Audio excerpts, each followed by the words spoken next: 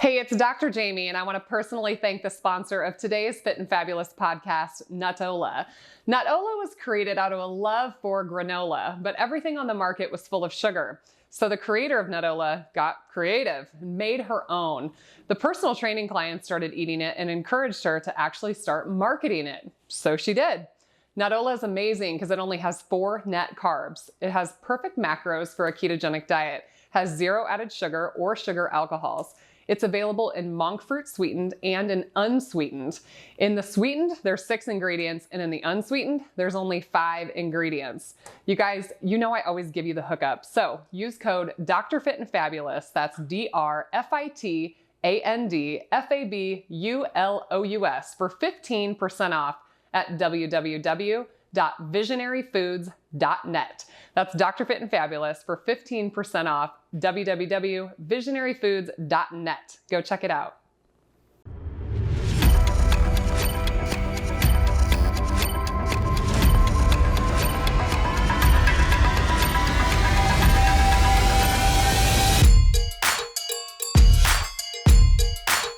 Welcome to the Fit and Fabulous podcast with Dr. Jaime Seaman.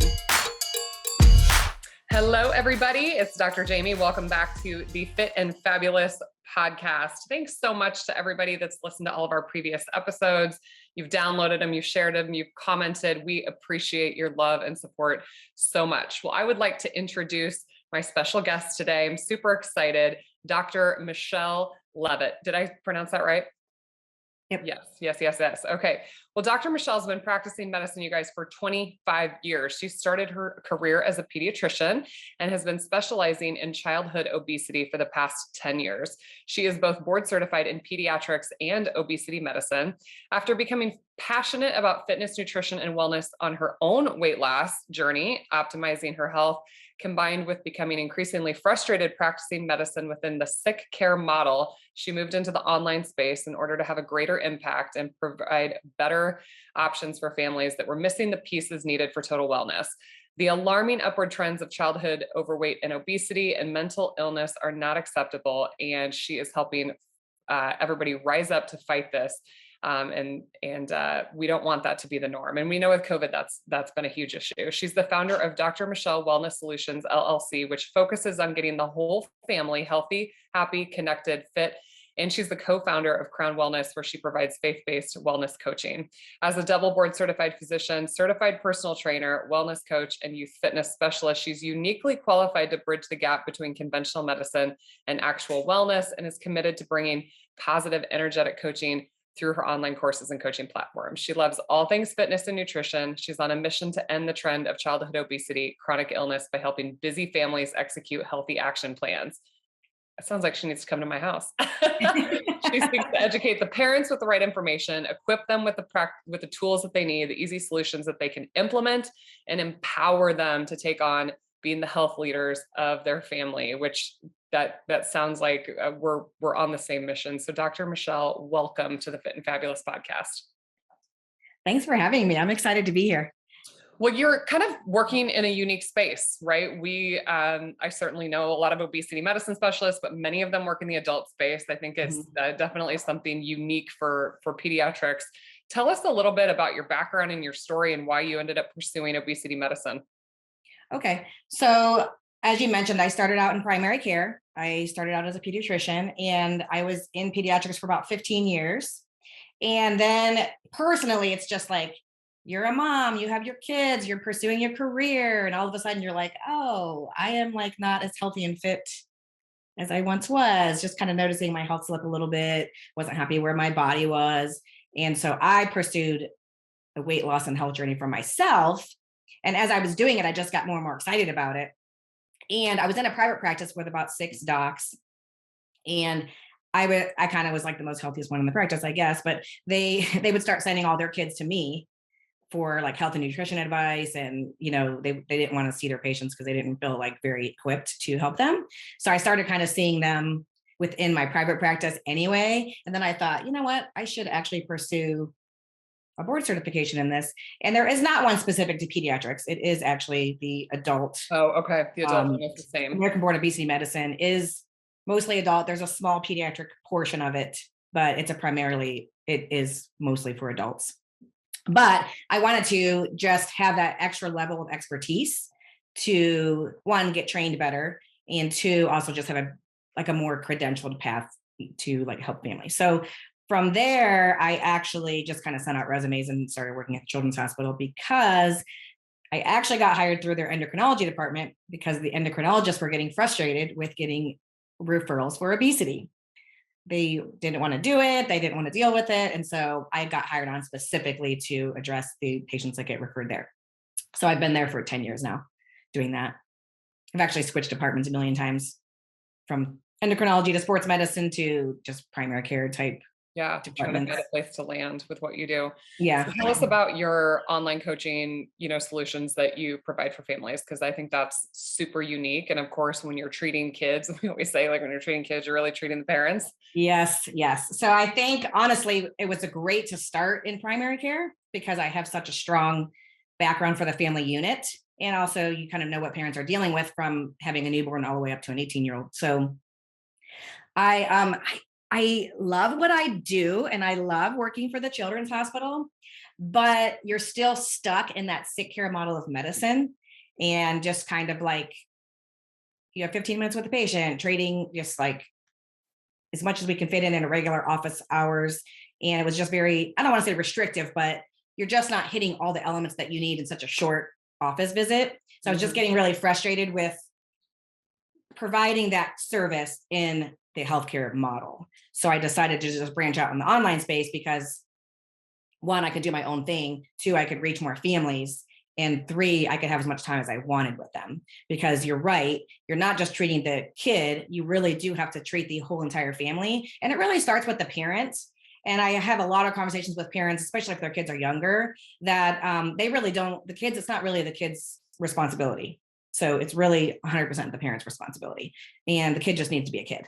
So I spend a lot of time educating families on that. But it's that, rather than just isolating the child because he's overweight or she's overweight or has a health issue, we want to actually just focus on getting the whole family healthy as a unit, so the child doesn't feel isolated or, like he's the only one with a problem. Yeah, like the black sheep of the family. Right. I'm a huge fan. I'm a huge fan of body composition. It's such a better metric in adults than talking about BMI or just the weight on the scale or whatnot. Why is body composition like the fifth vital sign?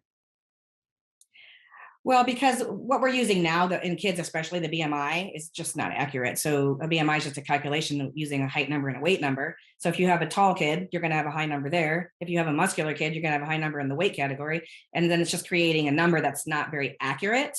And also, it doesn't tell us at all what's happening with muscle composition, visceral fat, anything at all. It doesn't really tell us anything. So it's kind of worthless. So body composition as the fifth vital sign is probably our most important vital sign. It's going to tell us what the visceral fat is, how much muscle mass we have, which are important for health and longevity. We don't do it like routinely in kids. We still use the BMI, which is just frustrating as all get out. But I usually myself, starting at probably around age 12, I'll just send the kids for a bod pod.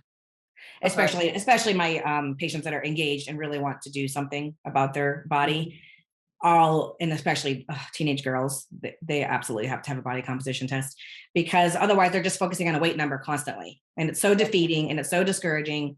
And it just doesn't tell us the whole picture of what's happening in their body, especially as they make progress making changes. Yeah, I was just about to ask how you screen them, because in the in and out of doctors' offices, we have to use cheap, easy, available metrics, like just stand on the scale, the computer calculates the BMI, or you will see some people do waist circumference and things like that, but not as much kids who are growing and developing. And so, my question is, like, how do we identify? Obviously, there's kids that, overtly, appear to be obese or whatever, but there's probably a bunch of kids like myself, they kind of grew up in that gray zone. I just thought I was kind of like big boned. I was an athlete, but caught up with me as an adult, developed insulin resistance and prediabetes at a really young age when I looked from the outside to be completely healthy. How do we identify these kids at a younger age? Or if a parent was really wanting to like advocate for their child's health, like what are good ways that they could pursue that?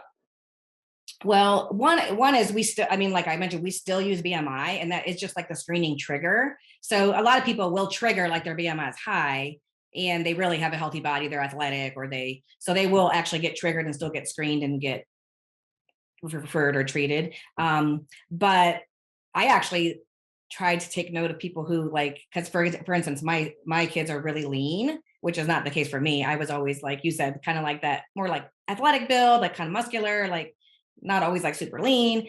But I'm like, and my kids are adults now, so I'm like, if you eat like crap and you're lean as can be, you're never going to get screened because everyone thinks you're healthy when you're probably just as unhealthy as the person who has a little bit of weight to lose.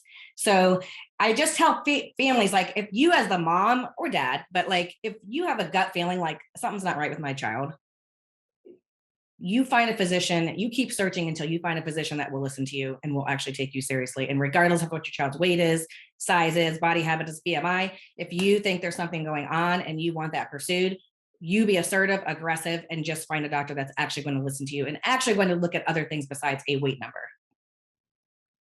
Okay. Yeah, that's I mean, I would never think about, putting my kid in a bod pod or doing a DEXA or something Yeah, like and they that. wouldn't know to ask for it. So I think, and I think, yeah, and now that you can ask for it. You can tell your doctor, I want a body composition test, I want a bod pad, I want a DEXA. And like, I think more just being educated on it, like, that is a possibility. And so you can ask for it. And a lot of doctors might not even know like where to send you. So an easy thing actually you can do, you don't even have to go through your doctor, is to call the closest university to you and ask for their exercise physiology department and ask if they do bod pods or body composition or DEXAs. If you don't live like in a city that has, some of your services, like you have, like, I live in a really small town. We don't have anything Right. like to help these families. So, but we do have lots of universities where they can just, they don't need a doctor's referral.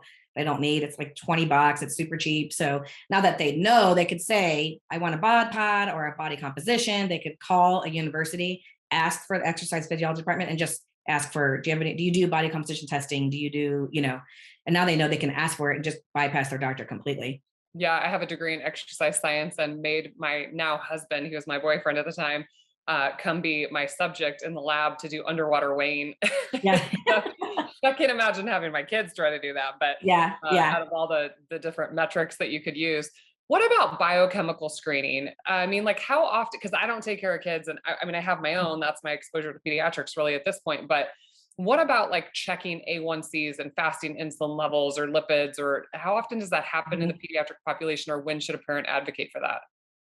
So it should happen. The pediatrician should do it as a screening tool if the BMI is elevated. So if the BMI is on the overweight range, which is below the 95th percentile, and there's risk factors like there's family history of obesity or diabetes or heart disease, then those kids should get screened. But every kid who's above 95th percentile under BMI should get screened. And the screening we usually do a lipid panel, which, I usually just look at the triglyceride and HDL on those because, in kids, we're not getting all the screens, but a fasting glucose or an A1C, you don't have to have both, and then an ALT just to check the liver. So those are the standard screening that a primary care doctor should do. Now, I, as a specialist, will sometimes do a little bit more. I don't always do fasting insulin. They're not shown to be accurate in kids, growing kids, but I for sure will do it like on teenagers or kids who are having like excessive hunger or different things, because it can be a tool for monitoring and progress. And then vitamin D level, again, it's not the standard of care lab that we should do, which again, Right. don't even get me started on that. a Like, lot of us are working outside of the box per se. yeah. Like, we don't have to wait for it to be like this, every single kid I screen is low, every single kid. Yeah, I put up a So post I do a vitamin D, but that's not like the evidence-based recommendations for a primary care doctor to do as a screen. But of course, as a parent, you can say, I want tested for diabetes, I want a lipid panel, I want to look at my child's liver. I would like a fasting insulin if it's a teenager or something, and then I want a vitamin D level. So those are kind of like the basic screens that you need. You don't really need much more than that to get an idea what's happening metabolically. Yeah, I mean, I think there's certainly we know there is a small subset of people who have obesity and have normal metabolic health. So, Right. it's not just about, having a lean, physique or low body fat, but certainly I put up a post recently on my social media talking about how insulin resistance develops almost 10 years prior to diagnosis of Mhm. prediabetes or diabetes. And I got Yeah. tons of direct messages from people who are like, wait, can you explain that? And I think that's something that people just don't understand, that it's this chronic progressive, you're just dumping all these toxins into your body. And it's not like you just suddenly woke up on January 1st and had diabetes. Mhm. So let's talk about optimal human diet from like when a baby's a newborn to going through childhood years. Like, is there an optimal diet for kids? I think so. Let me go back really quick to your last point about the labs, because what you said was really important. Don't be, I don't want to say fooled, but like if your child's A1C is normal, that is not an indicator that everything's okay. Your child probably does have brewing insulin resistance, Yeah. especially if they're overweight. If your child has dark around their neck, under their armpits, and their groin, their body folds, they have insulin resistance. I don't even need labs. So don't be fooled if you're like, oh, we get the labs and phew, everything's normal. If your child is struggling with weight or has a weight issue, they are developing or have insulin resistance and they need intervention. And I also think we should screen all the kids, because all these kids, I'll use my son as an example. He's 20 now, so he's making his own choices. Okay, you can't keep drinking sugary drinks and all this crap and expect that your body's functioning how it should metabolically, but he looks metabolically healthy, so he never gets tested. So I think if you feel like, oh, I'm as a parent, I know I've been feeding my kids not very well, and I just want to get them screened because I know I've been feeding them poorly and I want to see where they are. So I think you can advocate it regardless of BMI. Yeah. But so optimal human diet. I wanted to mention that because you said that about the brewing. I call Yeah, it no, it's brewing good. insulin resistance. That it's Totally. like brewing for years, and then they'll get tested and the A1C is okay. So they kind of just blow everything on, not the parent, but like the medical doctor will often be like, oh, everything's fine. Your labs are normal.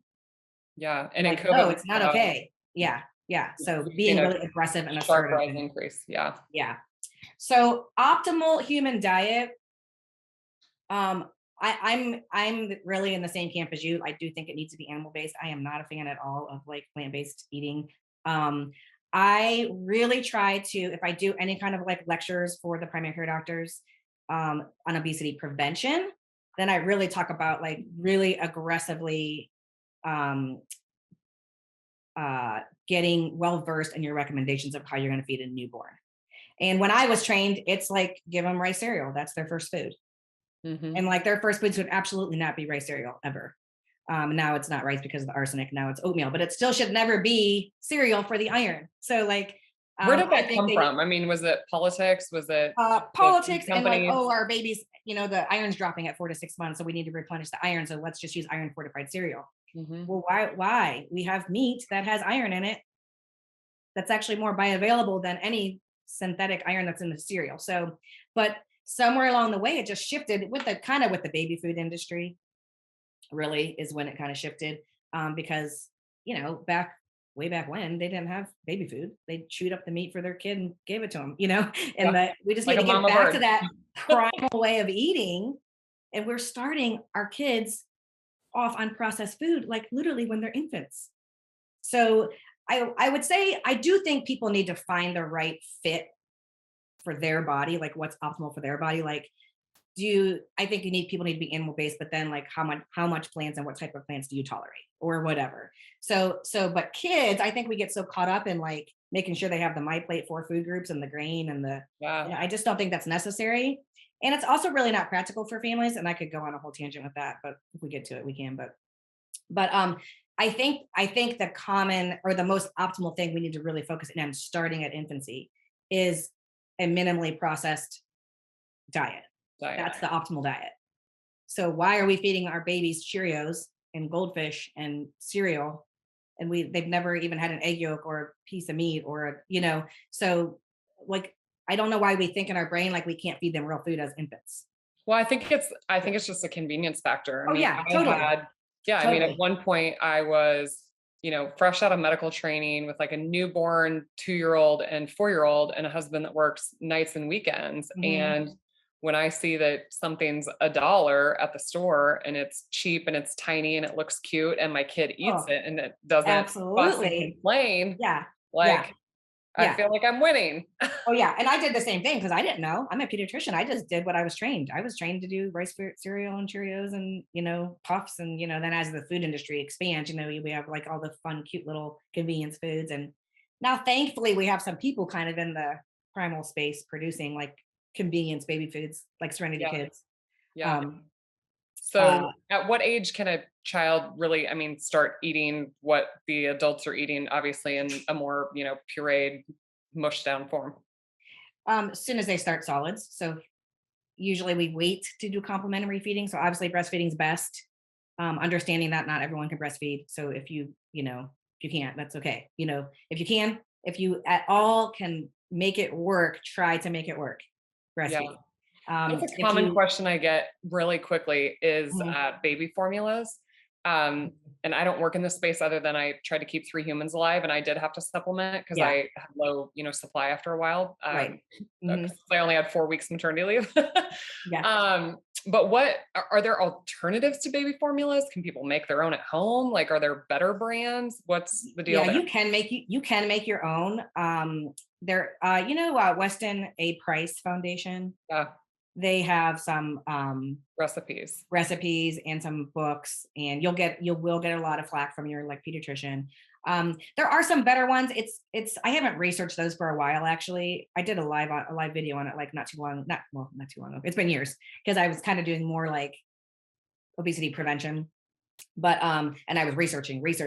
There's not a lot that are great that have the same composition as breast milk. So if you can't, if you have to do formula, you have to do formula. It's not Yeah. the end of the world. It's just that if you possibly can breastfeed, try to. If your production goes down, yes, you can supplement. Organic formulas are better, and then your first foods will probably become more important than if you were just exclusively breastfeeding because you can get that fat and all the things in food versus if you're not getting it like best from the formula.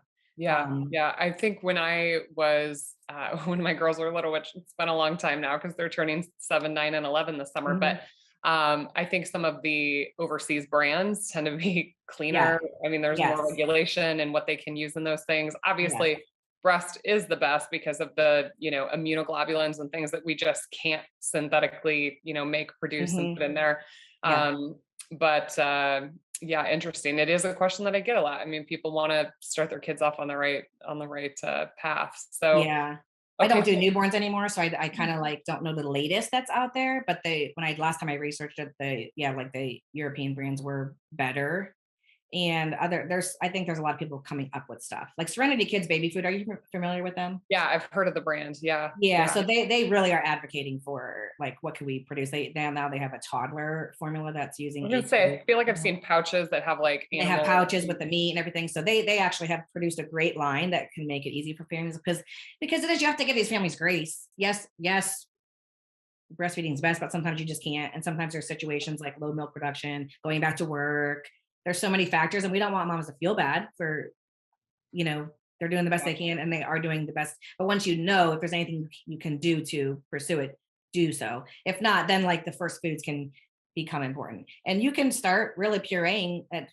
Usually we say don't start at 4 months feeding solids, wait till 6 months. Mhm. Because we have seen that early introduction of solids will result in childhood obesity or can tend to set the child up for childhood obesity.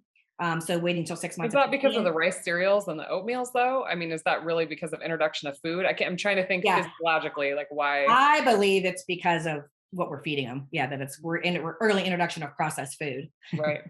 And I don't think they totally understand the mechanism. They've just shown like, early introduction. And I think it's kind of a combination of you introduce solids early, then you stop breastfeeding early. And then it's kind of like becomes this perfect storm of, and you're not like, part of it is too, like, you're not being like a responsive feeder. You're not feeding, you're like more like force feeding your baby then. So basically, breast, they're going to be like a responsive feeder. They're going to pull off when they're full. They're going to, but once we start like either introducing a bottle or introducing a spoon, we're kind of leading it a little bit Hmm. instead of the baby kind of learning their own hunger and fullness cues, and we kind of override that a little bit. So that could be a part of it too, where they get fed early, so they already early on they're starting to not have their own hunger and satiety cues. We're doing that for them as Well, the yeah, and parent. like we know from studies, like even in utero, foods that moms eat in pregnancy, even in Yes. utero, will start to have influences Mhm. neurologically on taste preferences and those types of things. So Yes. so I'm a huge fan, obviously, of prioritizing protein. Mhm. Something that sometimes is hard to get kids to eat. How much protein do kids need? Is it weight based, age based? Yeah, it is weight-based. I mean, the RDA, the minimum was 0.8 grams per kilo, which is like nothing. Super low. Yeah. And so like the first thing I do after I get them to stop doing sugary drinks, if they're doing a lot of sweet drinks and juices and all that, is prioritize protein. And then I usually tell them, here's the minimum, like I'll calculate it for their weight. And then I tell them they need probably 3 times that amount. But like instead of a parent having to like calculate it and then look up the protein, I just tell them make sure there is protein at every single meal and snack. And so like basically they can use their hand. So, a little 4-year-old's hand is bigger than the dad's hand.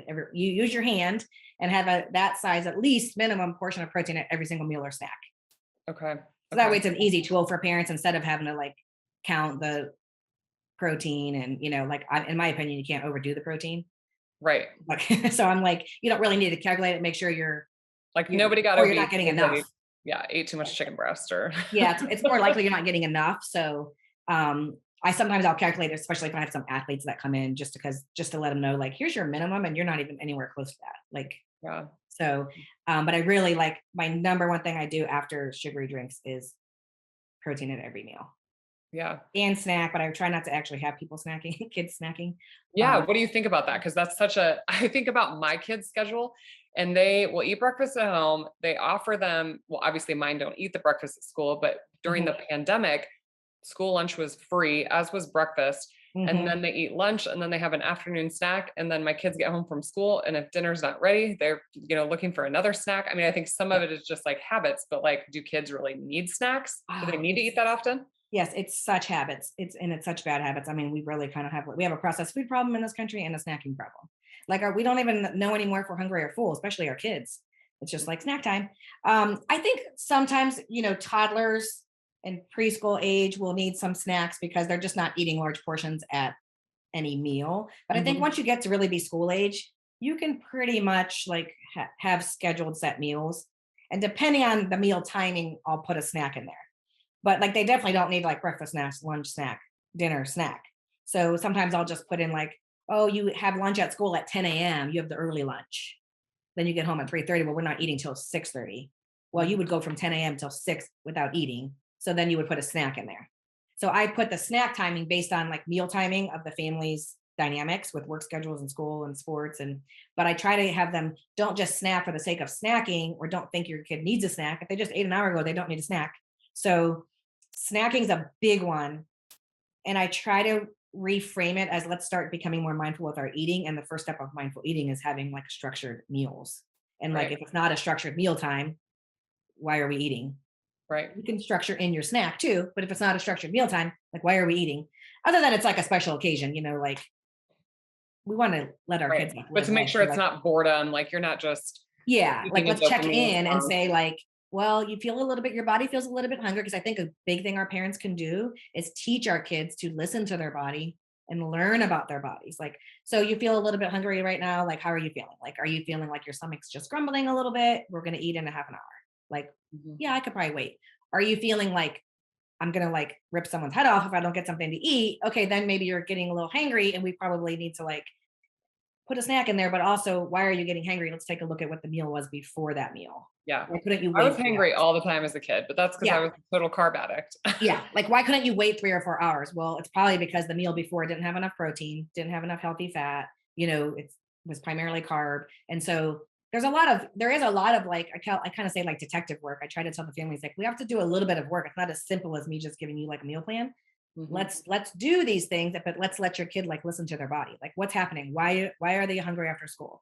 It's because at lunch all I had was a piece of fruit, or I had like a piece of pizza, and then I'm just bored. I'm just sitting here bored out of my mind, and so I just feel like I need to eat, or I'm sitting in front of a screen, just teaching parents to be mindful, but also like to teach their kids to start listening to their body.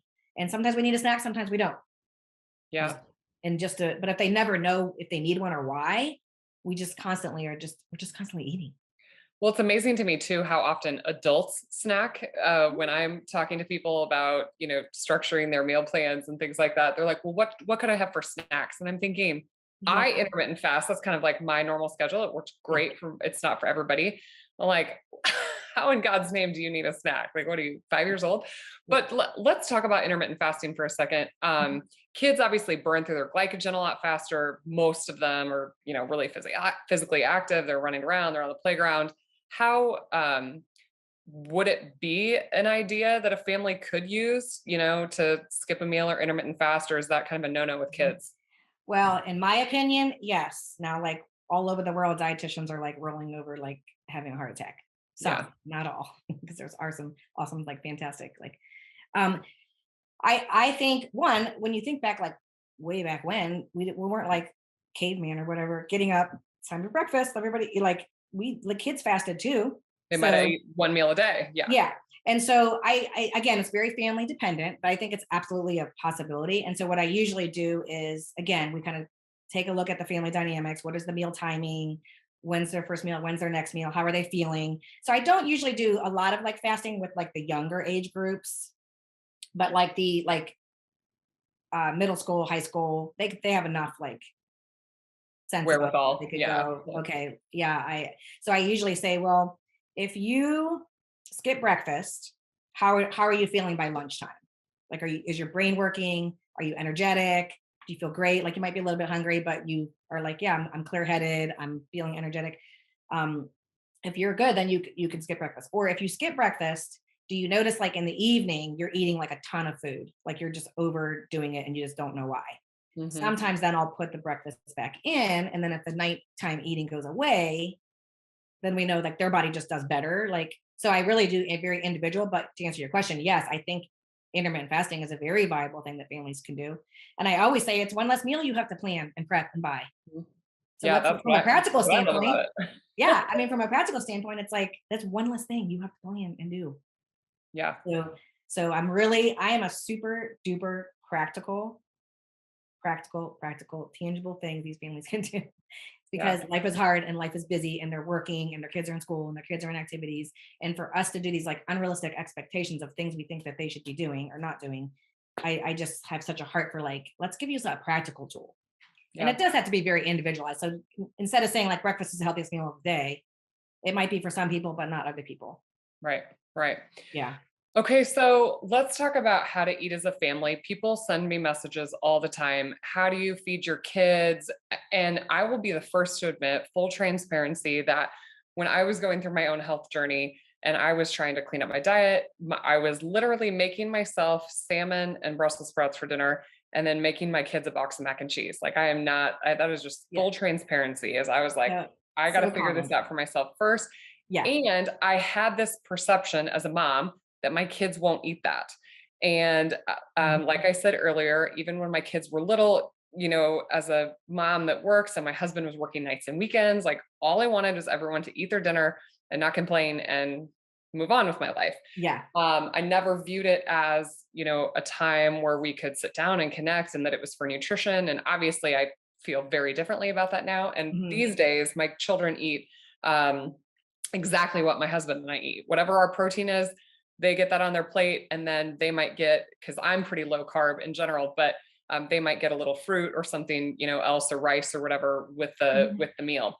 But Mhm. talk to me about, first of all, like how can families, eat together? And then kind of the second part of that question is, what happens when you have like one kid in the family? Like you're feeding them all the same thing, but there's like one kid that is, more obese than the sibling. Like I have that with my own children. You can just tell genetically. My oldest Mhm. daughter is exactly like me. Like she's going to have to be careful with carbs her whole life. My middle one is like, string pull, and the kid eats twice what her sister eats. Mhm. Yeah. Okay. So two things. So the first question, as a family, one is like you said, you do want everyone, the whole family, just to eat the same meal, but you're not alone. I did the same thing. Sometimes if you do have to figure it out as the mom because you need to get your own health in order and you need because you want to be the healthy role model for your kids, and that happens, I think it's again, let's give some grace to these moms, all you moms out there. But whenever you feel like it's at all possible, you do want to not be a shorter cook, one, and two, you want to just train your kids to we all eat the same thing as a family. So a family meal, I usually kind of back it up to like what's happening in your house. Like, why are you not having family meals? Like, why are you like giving your kid macaroni and cheese and you're eating later, or you're standing up and eating and they're like over here? So I think it definitely is a mindset reframe of one, the family meal is important for nourishment of food and feeding our kids, but nourishing them through connection and communication and telling them you are important to me. I am engaged and present in your life. You are the most important thing to me right now.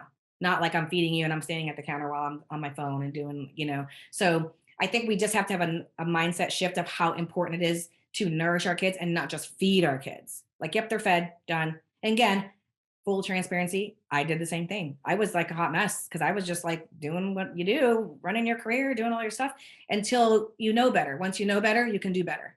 But if you don't know better, you're just you're just you're doing the best you can and you're doing awesome. So but once you know better, then let's start doing better. So reframing the how important the family meal is, and it doesn't even matter if it happens every single day. Like, your kids are going to remember. They're not going to say, well, we had great family meetings, but it was only 2 times a week.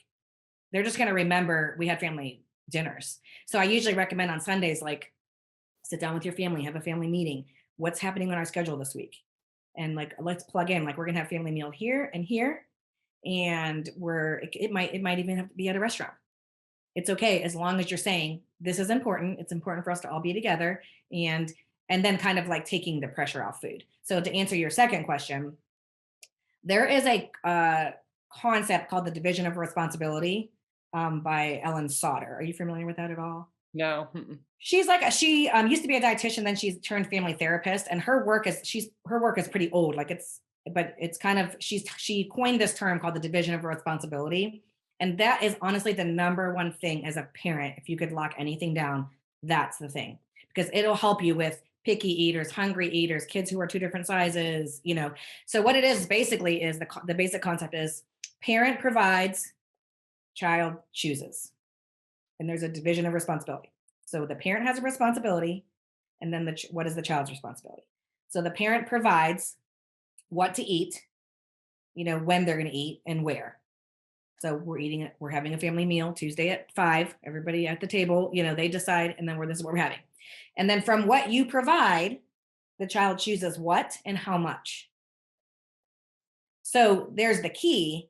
If you're providing the right things and your overweight child overeats, it's okay. Let them choose. Let them choose.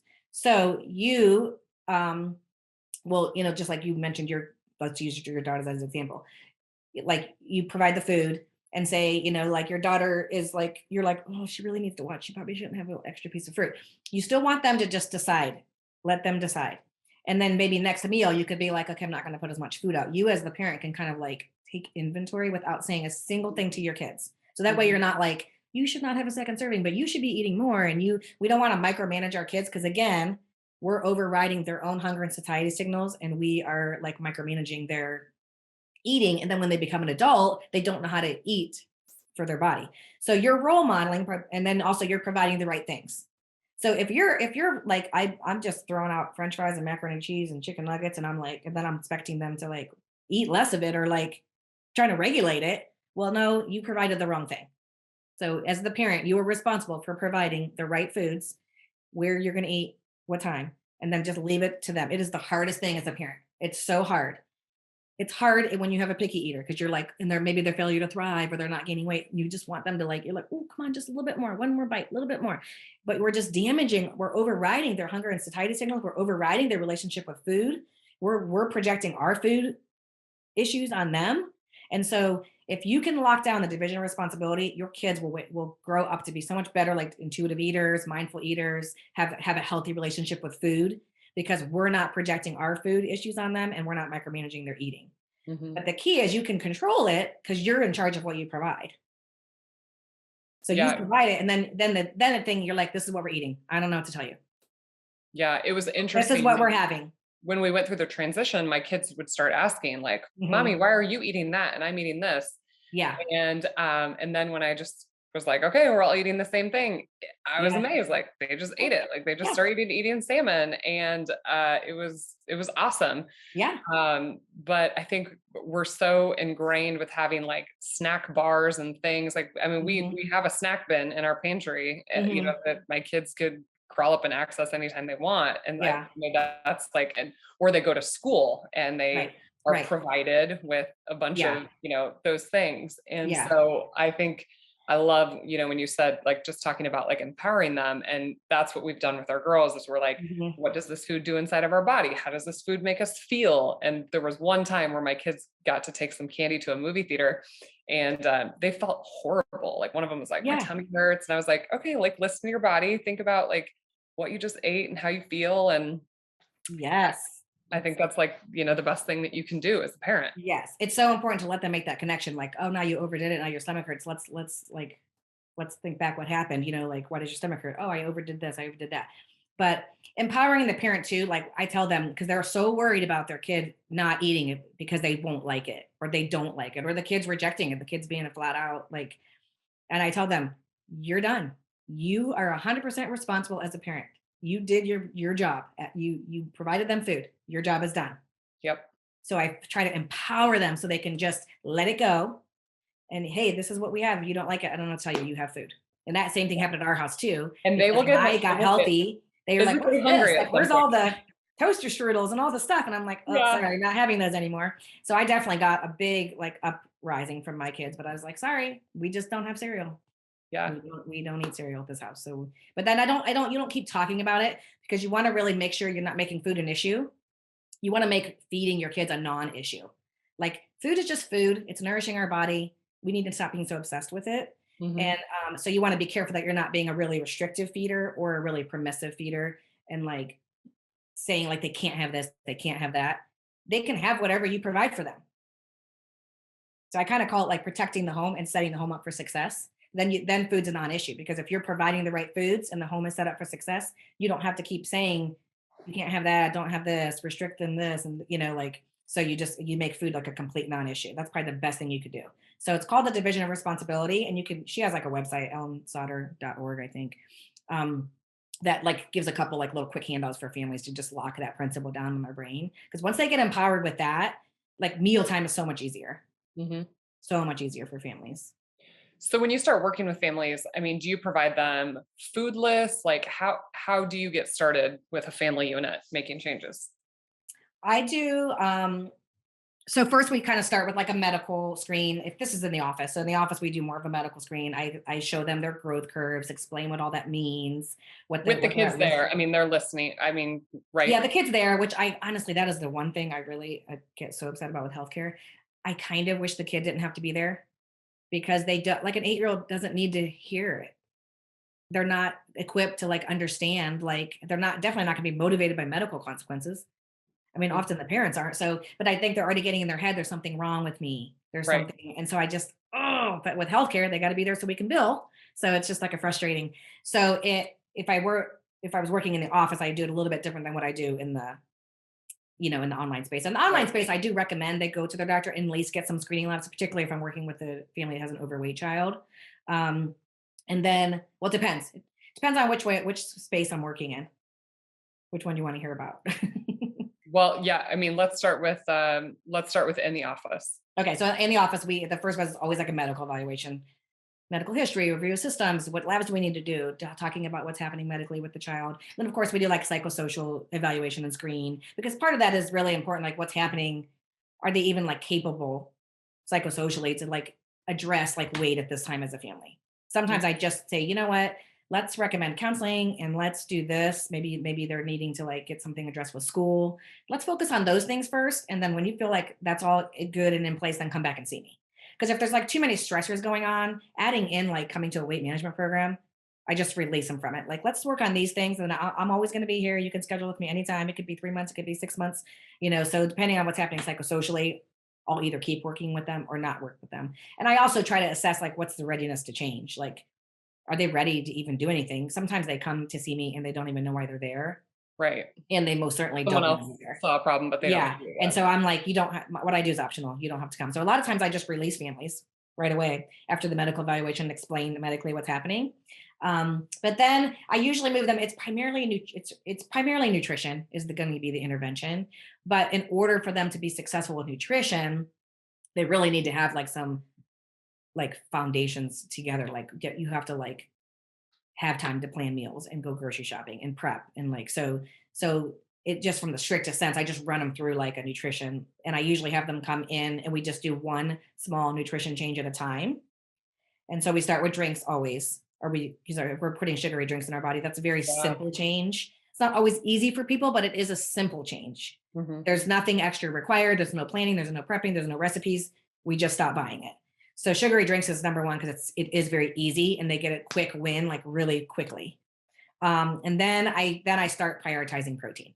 And so then the first meal we change is breakfast because breakfast is always donuts, muffins, cereal, Right. like sweet Toaster junk. strudel. And so we'll go through. I tell the families like, if you have to do the school lunch, I totally understand, like from a financial standpoint, but let's like not do the school breakfast.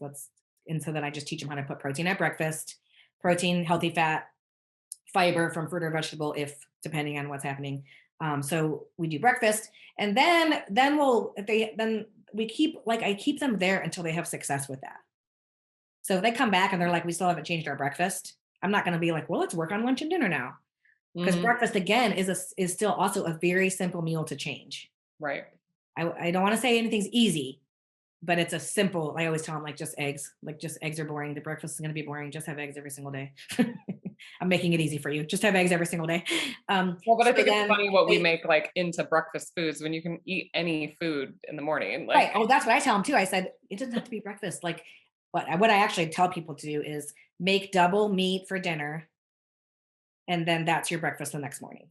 So yeah, it's, again, one less meal for you to have to plan and prep. Just make double meat at dinner. That's your breakfast the next day or the next 2 days, and done. yeah. So I do tell families that. So we do if they're ready to move on, then we do. Then I usually say, do you want to work on snacks, lunch, or dinner?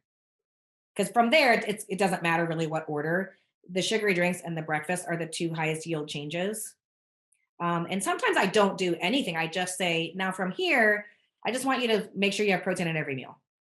Let's just go home, make sure you have protein in every meal. We go over what protein is, what some protein options are, all the protein options, and then come back and then see how they do with that. Because before I like do portion sizes and taking things away, and I want to make sure they're getting nutrition in. So I'm like, if you have macaroni and cheese and ramen noodles and whatever, mashed potatoes, I don't care as long as you had a protein. We're winning. We're winning if you have a protein at every meal. Then I bring them back. Then we start saying, well, now, based on your labs or based on your weight goals, we might need to pull back on some of these carbohydrates. And then I like start moving towards, I don't really pull back on the carbs till I know they're getting adequate protein in. Hmm. Then I start pulling back on the carbs, increasing the fat, decreasing the fat, depending on cravings and what's happening with the body and their goals. So it kind of depends on the age of the kid and their Yeah. goals at that point. But first, I just try to get them to get nutrition in. And my number one nutrition anchor for them is always protein. And then we'll just, depending on what we do, all of my kids get moved towards low carb, but they don't know it. Hmm. Like, I don't say, like, I'm putting you on a low carb plan now. Because I most just, processed food yeah, is, I just, as I switch them over by the end of doing their low carb, but I just don't tell them they are. Now, some families I do, depending on if I have a kid who comes in and they want to do low carb or keto and they're ready for it, we just do it. yeah, So, but most of my families need kind of that small change, small win system. So kind of depends on the patient, but everyone can generally benefit from going through that sort of system, making sure we're prioritizing protein, getting adequate protein. Then we start taking a look at everything else. Because most parents come in, they're picky, they won't eat vegetables. I just really trying to get them to eat vegetables. I'm like, just stop. Don't even worry about it. Like right. that is like the least of your worries right now. Let's not even worry about it. I don't care if they ever eat a vegetable at this point. And then I have them work on other things that are going to be more empowering, because that can be an exhaustive. Their kid might never like a vegetable, and it's just always a fight, always a fight, always a fight. So I'm like, let's just end the food fights. And like most kids, I have very, very, very few kids that will not eat protein. So like if we can do that, it's like a food they like. And some kids I'll have come in if they have excessive hunger. I'm literally like, they can have as much protein as they want. If he wants 5 steaks, let him have 5 steaks. I'm like, let him literally eat as much protein as he wants, because we have got to turn this hunger off. Yeah, So you'll find a as soon natural as society. yeah, so it seems so weird, but I'm like, but most of them will eat like meats and meat. So I'm just really aggressive with the meat because that's something they like, they do, and then again they have that win. Then they feel more empowered. Then they're ready. Then they're ready to make some of these other changes that they need. Yeah, yeah.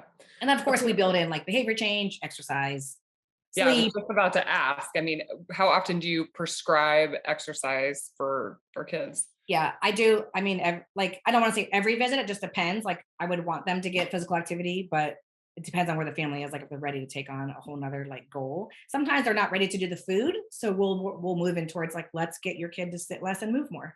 And we'll just focus in on exercise. And they're just not even ready to do food. And so we ignore the whole food thing and we just do exercise.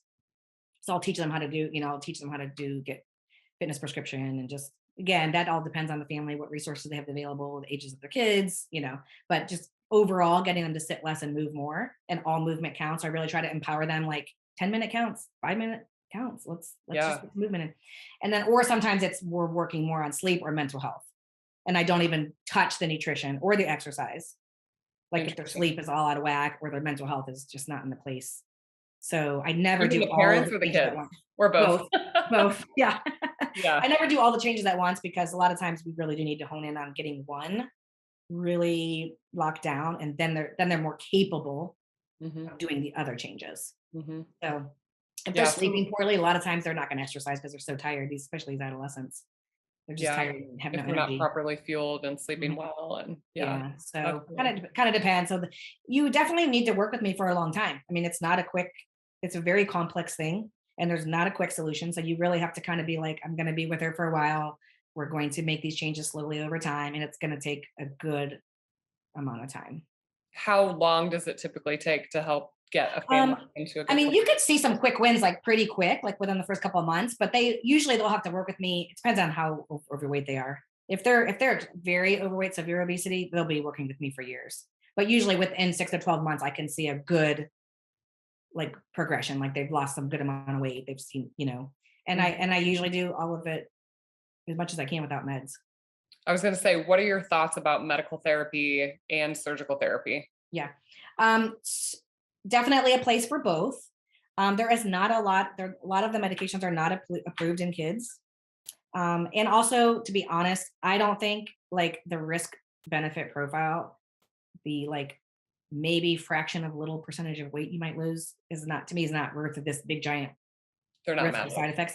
So, but I do use them, but I actually don't usually use them till they've really engaged with me for several visits, and I know they actually are in it.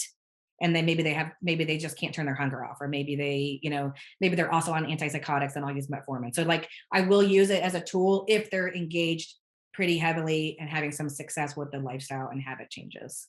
So, I think there's a role for them. I don't think they're magical. The newest one that's out, the Saxenda, that like I mean, it's exciting, but it's an injection, and it is not, no insurance companies are covering it. So you can't even get it for the kid anyways, even if so that part's frustrating in the healthcare field, because you're like, oh, great, we finally have a medicine that literally has been showing in studies the actual, and then you're like, oh, they won't cover it, or it's Yeah. a shot. So then you're like, so in kids, so adolescents sometimes might need the medicine, but the surgery, I definitely am an advocate for the surgery. I mean, if I have a kid, I got a 15-year-old who comes in as BMI 60.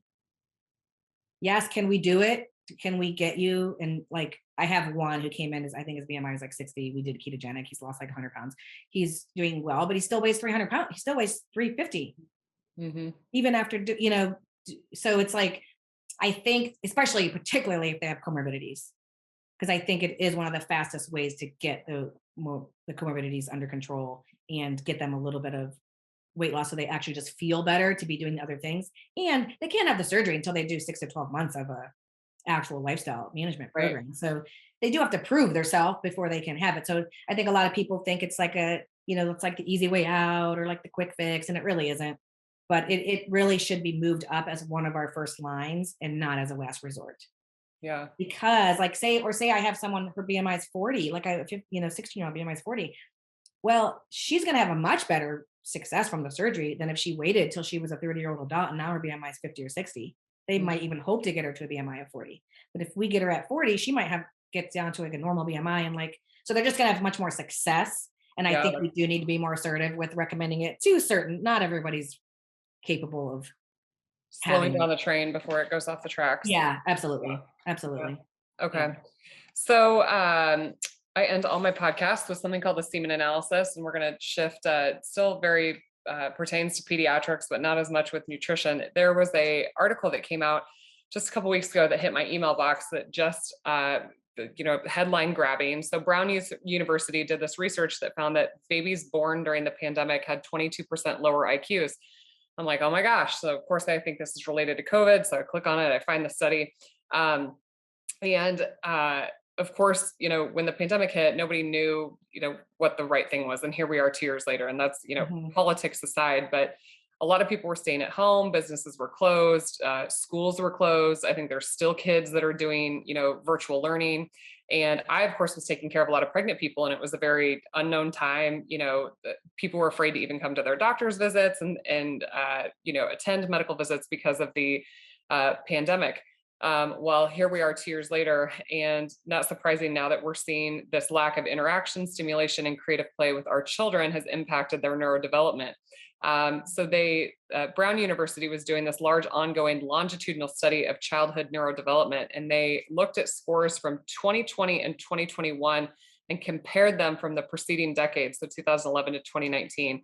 And they found that any baby born during the pandemic had a significantly reduced verbal, motor, overall cognitive performance compared to children born pre-pandemic. And of course, at first I thought this was related to the actual virus, but they excluded any mother who had ever tested positive for COVID. So these were people who never were infected with COVID. Males were more affected than females were. And of course, low socioeconomic status was affected with worse outcomes as well. But you said something earlier when you were talking about nutrition, and you said, nourish your kids, don't just feed your kids. And it's not just about nutrition, it's about actually making connections with your kids. Not only when it comes to nutrition, but everything, how to be a good human, how to have relationships, modeling how to get good sleep, how to take care of your body, how to move your body.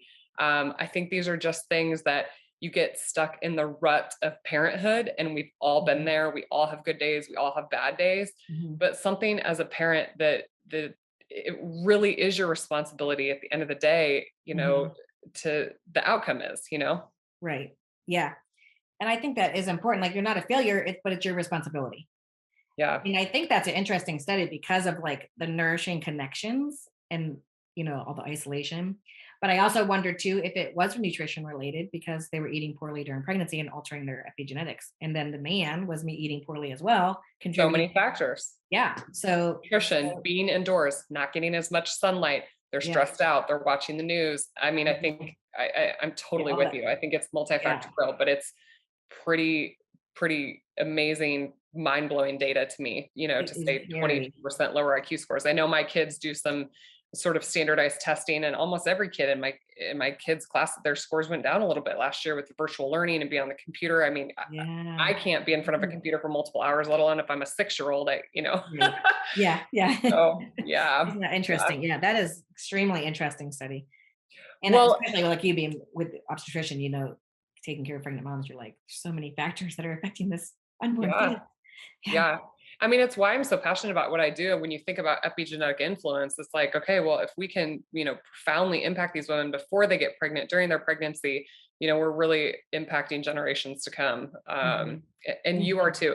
So Dr. Michelle, tell people how they can find you, how they could work with you if they're a family that's needing help. Like, you work remotely, right? I do work remotely. So yes, so you can probably, the easiest way just to go to my website. It's healthyfamilyfix.com. And on there, you'll see, I have like smaller, shorter courses to just kind of like really help the mom be the healthiest role model she can be before she takes on the whole family. And then I have all the way up to the whole entire family fix. How do we approach the whole family? And so that you can contact me through my website. You can also follow me on social media, Dr. Michelle MD on Instagram, and then Michelle Levitt MD on Facebook. But probably if you just go to my website, you can kind of learn all about me and see all my different programming, and then you can contact me through the contact page. Awesome. Awesome. Well, thank you as a mom, as a physician, just as a human that's out there making such an important, positive impact in the world. Thank you for what you're doing. I'm loving it. All right, everybody. Thanks for listening to the Fit and Fabulous podcast. Make sure you share this with moms and dads in your life. It's hard. It's stressful being a parent and trying to figure out how to feed the whole family. And so hopefully you guys got some good tips and tricks out of today's episode. So everybody have a fabulous day.